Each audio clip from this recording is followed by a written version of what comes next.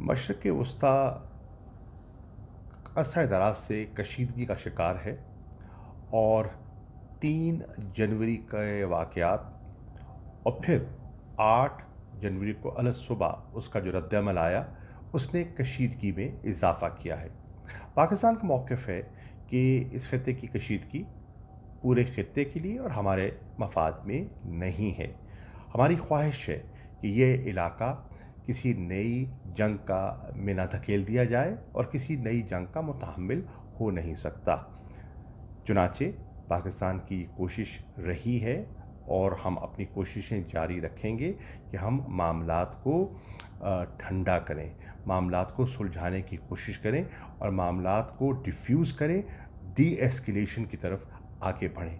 इसी चीज़ को सामने रखते हुए हुकूमत पाकिस्तान ने एक डिप्लोमेटिक आउटरीच का आगाज़ किया। मेरी ख़ित्ते के मुख्तलिफ़ वज़राए ख़ारजा से गुफ्तगू हुई और उन सब की भी यही ख्वाहिश है कि हम मिलजुल कर अपने रीजन के अमन और इस्तेहकाम के लिए हालात को बेहतर करने के लिए अपना किरदार अदा करें।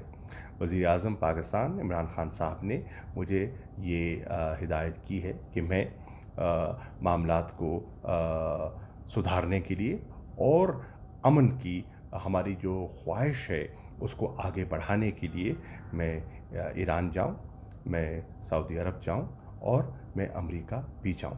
तो मैं इसका इरादा रखता हूं और मैंने राब्ते शुरू कर दिए हैं ताकि इन अहम ममालिक से और दीगर ममालिक से भी राब्ते करके जो पाकिस्तान मुस्बत किरदार अदा कर सकता है अमन व इस्तेहकाम के लिए और इस ख़ित्ते को जंग से महफूज रखने के लिए वो अपना किरदार अदा करें।